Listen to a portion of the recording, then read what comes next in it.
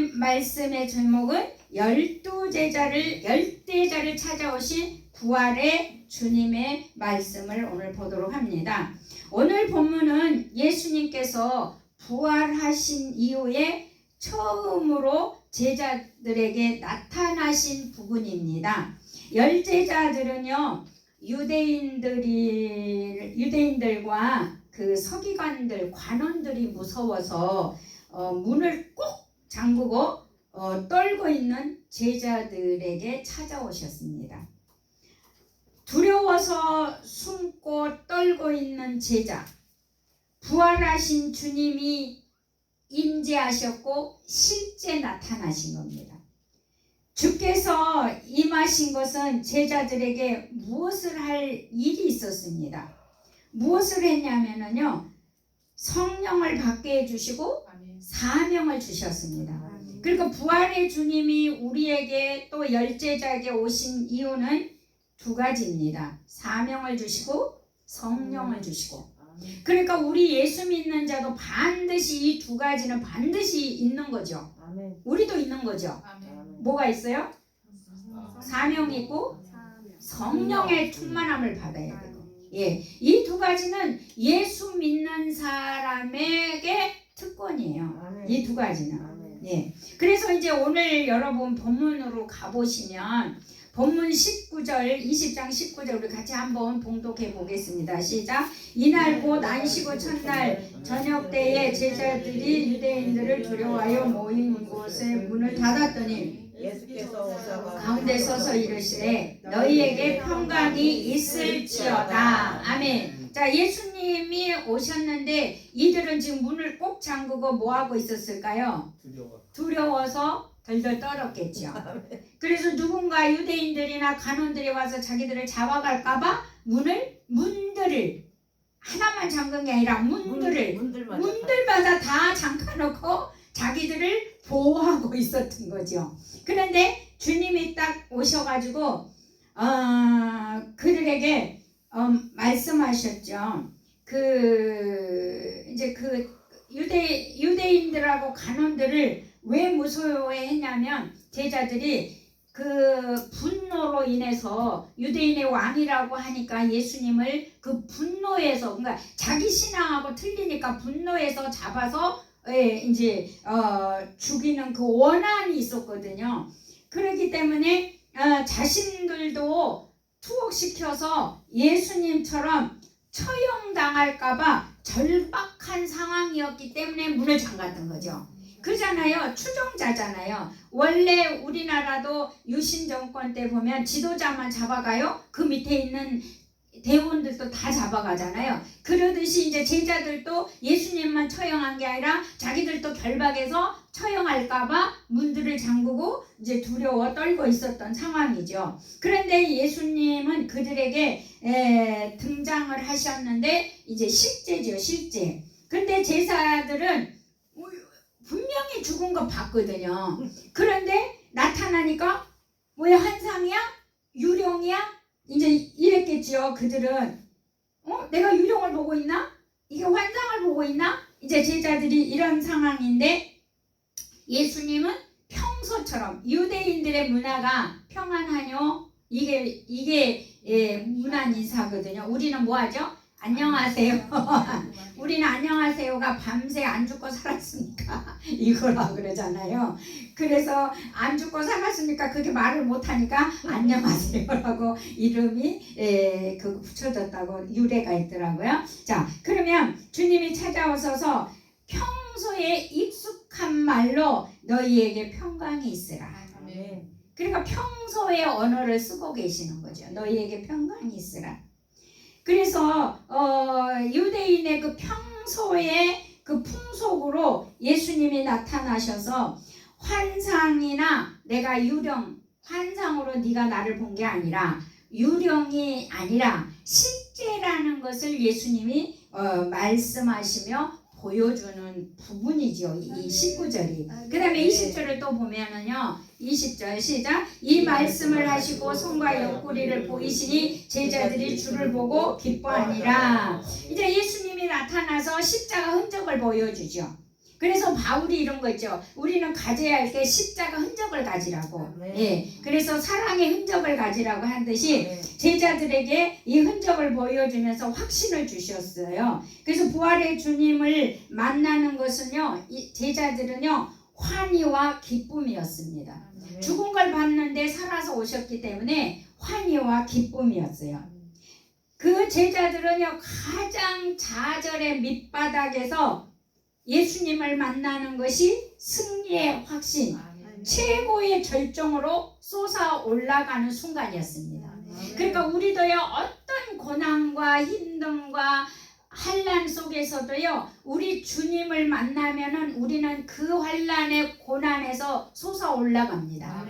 그래서 우리는 부활의 주님이 이렇게 우리를 솟아 올라가게 하시는 것이 그분의 생명의 능력이요, 그분의 부활의 능력입니다. 그래서 누가복음 이 최고의 기쁨의 절정에 왜 주님은 우리를 올려주시냐면은요, 그 주님의 사명이 그 최고의 절정에 올라갈 때 그 사명을 받아요, 사람들이. 최고의 절정에. 저 신앙을 돌아봐도 그래요. 우리가 기쁘고 좋으니까 하나님 뭐든지 할게요 이렇게 나오죠. 그런데 또 우리가 너무 고난스러워도 주님 뭐든지 할게요 이러잖아요. 근데 우리 주님은 고난에 처박혀 갖고 뭐든지 할게요 이렇게 하는 것보다 우리를 최고의 절정에 올려줘서 고백을 나오게 하거든요. 그런데 우리 인간들이 가르쳐주는 신앙은요, 고난 때 이 고백이 돼 이렇게 가르쳐줬어요. 저는 그것부터 배웠어요. 근데 성경에 보니까 우리에게 최고의 절정을 올려주고 쏘아 올려가지고 고백하게 하시더라고요. 그게 누가복음 5장에 보면은 그 베드로가 밤새 고기 한 마리도 못 잡았는데 예수님이 배를 빌려 쓰시고 아침에 빌려 쓰시고 밤새 고기를 한 마리 못 잡았는데 어부는 지리를 잘 알잖아요. 밤에 고기가 어디에 좀 있다는 거를. 근데 빌려 쓰시고 깊은 데 가서, 근데 낮에는 플랑크톤을 먹기 위해서 고기가 물가로 나오잖아요. 근데 예수님은 깊은 데 가서 그물을 던지라고 그랬어요, 베드로한테. 그러니까 내가 밤새 가서 해봤는데 한 마리도 못 잡았는데 내가 말씀에 의지해서 내가 내려보겠습니다. 그리고는 가서 내렸는데 그냥 고기를 어마어마하게 잡는 거죠. 자기 배도 가득 채우고 친구 요한의 배도 가득 채웠어요. 그 축복의 그 기쁨과 환희에 딱 베드로가 올라가니까 뭔 생각이 들었어요? 나는 죄인입니다. 나를 떠나세요. 이랬어요. 그러니까 예수님이 내가 너 이제부터는 뭐라고요? 사람을 낳는 어부가 되게.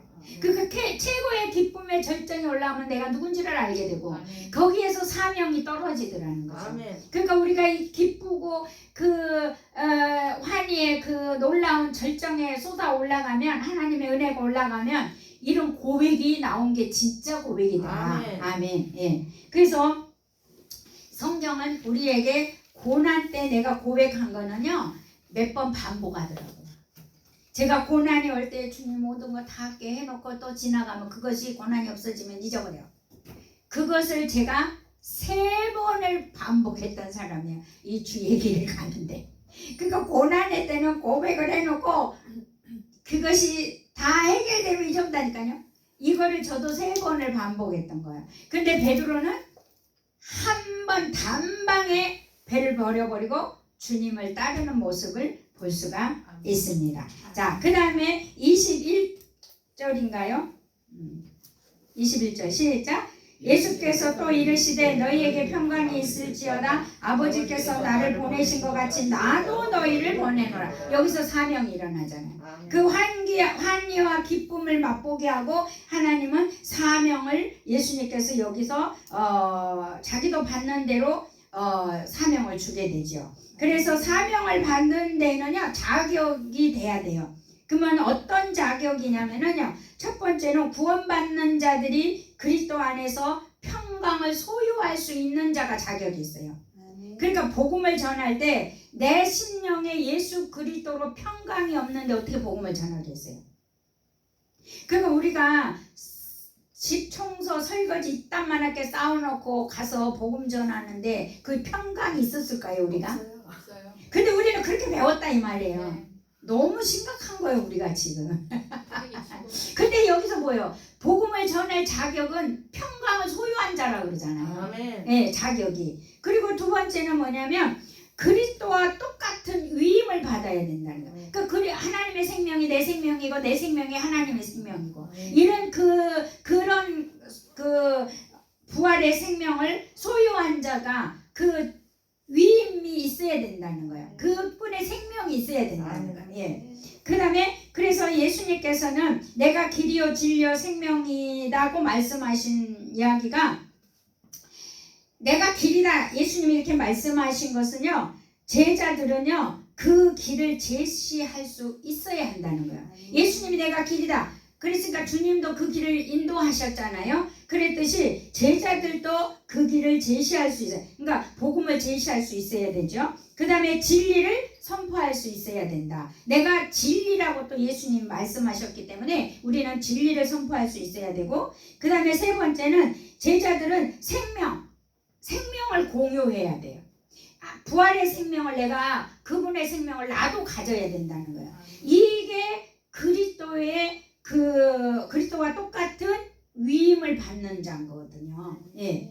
그래서 이 위임 받는 자들은요 사명을 수행하기 위해서요 22절 그 위임 받는 자 구원받는 자들이 평강을 소유한 자들에게는요 이제 22절에 보니까 이제 뭘 주신가를 봅시다. 시작. 이 말씀을 하시고 그들을 향하사 숨을 내쉬며 이르시되 성령을 받으라. 그러니까 여러분 우리가 사명을 감당하는 데는요 분명히 내가 구원받고 내가 평강이 있고 내가 그 생명을 가지고 있는 자격이 있어요. 근데 이 자격 갖고도 안 돼요. 그 자격에 뭐가 플러스 돼야 돼요? 성령. 그러니까 내가 자격이 있는데 내가 사장이고 내가 목사인데 사장의 능력이 풀어져야 되고 목사의 능력이 풀어져야 돼요. 리더십이 풀어져야 되는 거야. 그러니까 우리가 오늘 여기서 보면은 사명을 받는 자들은 반드시 능력이 풀어질 수 있는 성령의 충만함을 받아야 된다고 성경은 말하죠. 예. 그래서 수행하기 위해서 능력을 주시는 성령으로 덧입혀 주시고 성령을 부어주셨다는 거죠. 그러니까 우리는 자격을 갖추고 있으면 그분의 능력이 성령으로 우리한테 온다 안 온다? 온다. 예, 온다.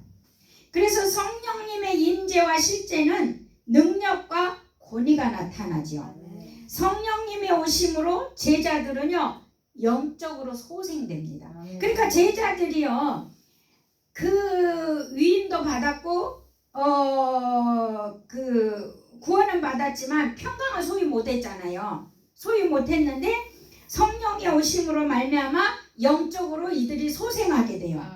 그래서 이 성령으로 그 능력은 그 예수님의 이제 이 성령이 모두에게 임한 사건은요 주님이 부활 후에 승천 후에 모두에게 임합니다. 이제 성령으로 임하기 때문에. 예. 그래서 이 성령이 보혜사 성령은 보혜사라는 거는 우리말 순수한 우리말인데 돕는다라는 표현이 있어요. 보혜사. 그래서 보혜사 성령은 우리가 복음을 전하고 우리가 살아가고 우리가 믿음으로 살아가는 모든 것을 돕는 게 뭐예요? 성령이다. 보혜사 성령이다.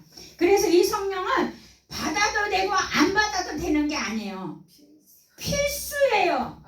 우리가 학교 다니면 중학교, 고등학교 우리가 교과서를 필수로 배워야 하는 것처럼 우리가 이 성령은요 크리스찬이라면요 필수예요. 여러분 이거 사모해야 돼요.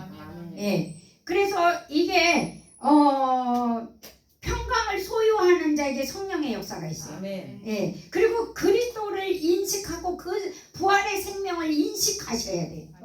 그래야 성령이 거기에 플러스가 일어나는 거죠.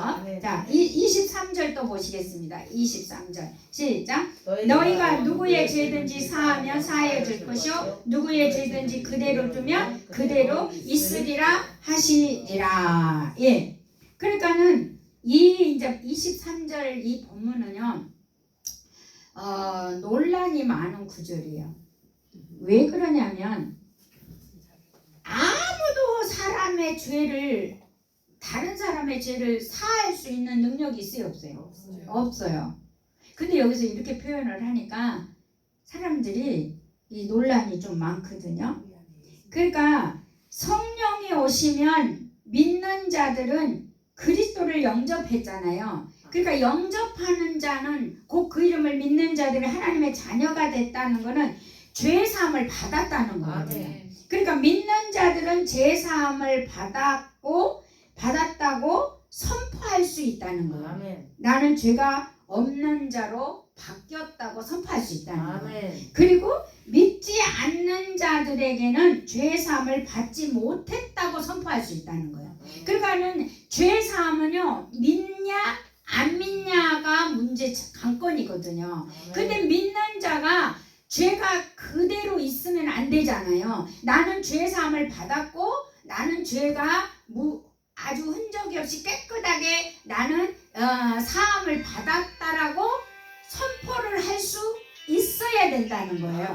이것을 얘기하는 거예요. 남의 죄를 깨끗하게 죄 사함 받았다고 얘기할 수 하는 게 아니라 내가 믿음으로 내 죄가 깨끗하게 씻음을 받았다고 선포할 수 있다는 거야. 그런데 너 죄인이야, 너 죄가 있어 이럴 때 난 죄사함 받았어, 난 죄가 없어, 내가 말을 해 없는 거라는 거죠. 근데 말을 안 하면 인정하는 거잖아요. 그죠? 그러니까는 사단이가 그래, 네가 하는 짓이 그렇지, 그거 죄잖아. 이게 사단이가 자기 마음속에 쏘삭거린다고 생각해봐요. 그러면 우리가 그거를 사함을 받았다고 내가 말을 하지 않으면은 계속 사단은 우리에게 뭐 하는 거예요? 정죄를 하는 거야. 그러니까 나는 죄를 사함 받았고 네가 나를 쏘삭거리고 없고 정죄할 수 없다는 것을 내가 선포를 해주라는 거죠. 나는 죄가 없다라고. 왜? 내가 십자가에서 나도 죽음으로 말미암아 죄가 어떻게 됐죠? 사하여 졌기 때문에. 이미 사하여 졌기 때문에. 그런데 사단은 계속 우리가 좀 잘못하면 뭐라고 해요? 죄를 계속 그래서 뭐 하라 그래요? 정죄를 갖다 주잖아요, 이 사단은. 근데 우리가 그거를 죄가 나는 사함을 받았다고 선포하면 없어지지만 그것을 네가 가만 놔두면 계속 사단의 정죄를 받을 것이고 죄가 그대로 있다는 의미인 거거든요, 이게. 예. 그래서 오직 그리스도만 우리가 죄 사함을 주시잖아요. 그리고 심판을 하시잖아요. 그러니까는 이 구절은 상당히 깊이 안 보면 논란의 여지가 있습니다. 야, 네가 예수 믿는다고 죄를 네가 사해 준다고? 이 본문만 보면 요런 말이에요. 네가 사 안 하니까 내 죄가 그대로 있는 거야. 이제 이거와 똑같은 거예요. 근데 죄 사함은 누구만이 할 수 있어요? 예수 그리스도만 할 수 있는 거잖아요. 다른 사람의 죄를. 근데 내가 그 죄의 올무에 걸려 있을 때는 내가 뭐예요? 난 죄 사함 받았다고 선포를 해서 그 죄 사함에서 해방될 수 있다는 거죠. 근데 내가 그 죄를 그냥 두면, 나의 마음에 있는 죄를 그냥 두면, 그러니까 내 마음에 있는 그 죄를 우리가 이미 사함 받았다고 우리가 선포를 해줘야 해방이 되고 자유하는 거예요. 네. 그대로 놔두면 안 된다는 거예요. 그 얘기를 하고 있고요. 자, 24절 이제 또 보십시다. 24절 시작. 12제 중 하나로서 디도모라 불리는 도마는 예수께서 오셨을 때에 함께 있지 아니한지라. 자, 도마는요, 불신적인 절망과 반항하는 용언으로 봅니다. 불신하고 절망하고 반항하는 용언. 그래서 오늘날도 십자가 복음만 믿고 부활의 복음을 믿지 않는 자하고 똑같은 거죠, 도마가. 그래서 왜 도마는 절망과 실망과 죄책감과 분노를 갖고 있었을까요? 도마는 왜 그래서 의심 많은 도마라고 들을 수 있었을까요? 도마가.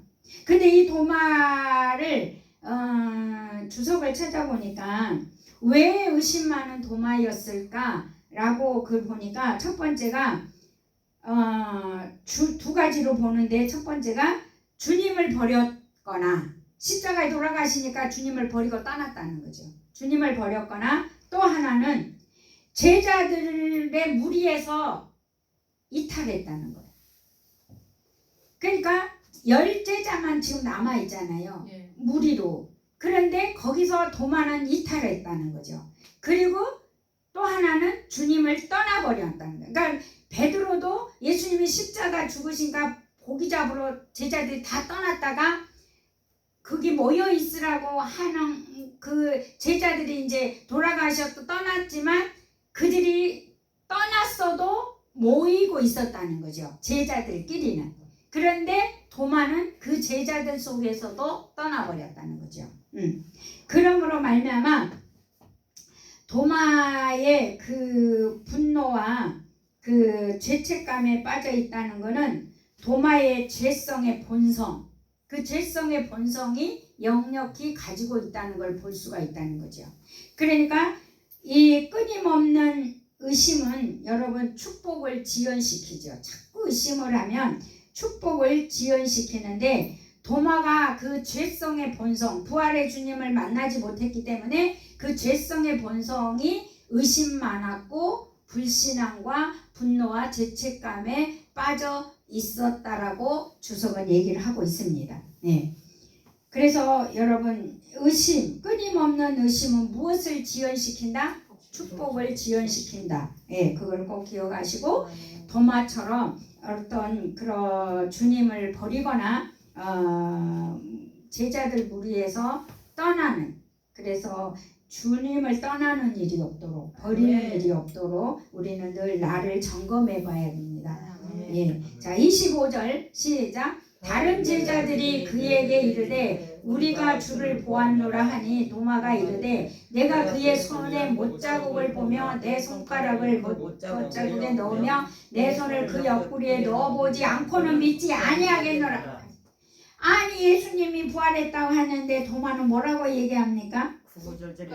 끝까지 못 믿는다. 확인 사살. 예. 근데 도마가 이렇게 얘기하는 이유는 예수님은 세상과 이생의 삶을 개선시켜, 그러니까 자기의 삶을 현실, 지상의 삶들을 개선시켜주는 메시아로만 본 거예요. 그러니까 한마디로 말하면 육신의 메시아로만 본 거죠. 예, 영적인 메시아를 못 본 거죠. 예, 그래서 이 땅을 구원해줄 구원자라만 본 거죠. 예수님을 또한 위대한 선생 정도, 위대한 선지자 정도, 위대한 인간 정도, 위대한 종교 창시자로만 도마는 보았다고 볼 수가 있는 거죠. 그런데 이 도마의 마음을 아시고 그 믿음도 아시고 마음을 아시는 예수님이 하시는 것들을 한번 보십시다. 26절부터 28절까지 이 의심 많은 도마에게 주님은 나타나셔서 무엇을 하시는지 그 예수님의 사랑을 여기서 볼 수가 있어요. 26절부터 28절 시작. 여드레를 지나서 제자들이 다 집에 있을 때 도마도 함께 있고 문들이 닫혀 있는데 예수께서 오사 가운데 서서 이르시되 너희에게 평강이 있을지어다 하시고 도마에게 이르시되 내 손가락을 이리 내밀어 내 손을 보고 내 손을 내밀어 내 옆구리를 넣어보라. 그리하여 믿음 없는 자가 되지 말고 믿는 자가 되라. 도마가 대답하여 이르되 나의 주님이시오 나의 하나님이시오. 자, 도마가 뭐라고 불평을 했었죠? 예수님이 살았다 하니까 내가 봐야 되겠고 만져봐야 되겠고 옆구리에 주먹을 넣어봐야 알겠다 이랬어요. 그런데 예수님이 그 마음을 아시고 믿음을 아시고 도마에게 나타나서 확신시켜 줍니다. 그래서 도마의 믿음의 고백을 받게 되죠. 그래서 믿음이 없는 자는 그리스도가 없게 되는 거죠. 예. 믿음이 없으면 그리스도가 없는 거죠. 그러니까 도마에게 확신시켜 주시고, 예, 확신을 주십니다. 그러니까 우리도 하나님이 우리가 믿음이 연약할 때는 주님은 우리를 아시고 믿음을 확신시켜 줍니다. 그래서 오직 우리는 그분을 사모하고 있으면 내가 믿음이 없더라도 그분은 우리에게 확신을 시켜주고 믿음으로 우리를 이끌어 주십니다. 그러니까 우리 주님만 떠나지 않으면 돼요. 아멘. 내가 잊어버리지 않으면 돼요. 항상 그분을 인식하고 의식해야 됩니다. 자, 29절을 또 봅니다. 시작. 예수께서 이르시되 너는 나를 본 거로 믿느냐? 보지 못하고 믿는 자들은 복되도다 하시니라. 예. 도마를 통해 보지 않고 믿는 믿음은 어떤 믿음이냐? 어떤 사람이냐? 여러분, 보고 믿는 것이 진짜 믿음이래요? 보지 않고 믿는 것이 진짜 믿음이래요? 안 보고 믿는. 그렇죠. 그러니까 지금 도마를 통해서 이 믿음의 사람들을 한번 우리가 생각해 보 어떤 사람인가를 생각해 볼 수 있거든요. 보지 않고 믿는 사람의 성품은 강인할 것 같아요. 그죠? 강인할 것이고, 또 보지 않고 믿는 사람들이 마음이 부드럽고 온유할 것 같아요. 아멘. 예. 그런데 그 마음이 강팍한 애들 내가 옛날에 주일학교를 해보면 이래요. 진짜요? 진짜 그랬어요? 진짜요? 애들이요, 강팍한 애들은요 절대로 부드러운 마음 없어요. 그리고 아름답게 그거를 받아들이지 않아요. 에이 거짓말, 에이 진짜요? 진짜요? 애들이 막 이래요. 그렇게 막 진짜 에이 그거 뭐 이게 뭐 모세가 뭐 귀도 안 어둡고 눈도 안 어두웠고 120살 살아, 에이 진짜요? 그 거짓말이야. 진짜지. 야 성경 찾아보자. 성경이 그렇게 얘기하고 있어. 그럼 에이 말도 안 돼 말도 안 돼 막 애들이 이래요. 그런데 그 간파가지 않는 애들은 뭐라고 하냐면은 야 120살까지 살면서 눈 안 어두면 얼마나 좋겠냐. 그냥 그랬다고 믿으면 되지. 그러니까는 애들이 그 강팍하지 않는 애하고 강팍한 애는 차이점이 있더라고요. 그래서 또 엄마가 그 나가버린 애한테 내가 그랬어요.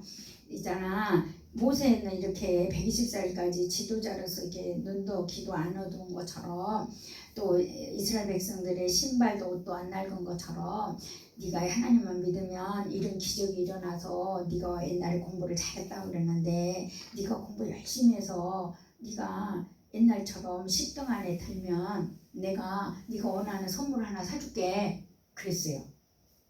그랬더니 그 아이 뭐라고 할까요? 그 아이 뭐라 그랬을까요? 그렇지. 거짓말이야. 왜 그걸 왜 해줘요 나한테? 공부시키게 하려고 한다고 그러겠지. 의심하는데. 아니요, 공부시키게 하려고 한 게 아니라 내가 해도 안 해줄 거라는 거지. 그때 가봐야 안 되는 거야. 거짓말이라는 거야. 뭔가 불신이 많아. 그렇지. 그러니까는 우리가 그 보지 않고 믿을 수 있는 거는 그만큼 마음이 강팍하지 않는 자가 믿어지지.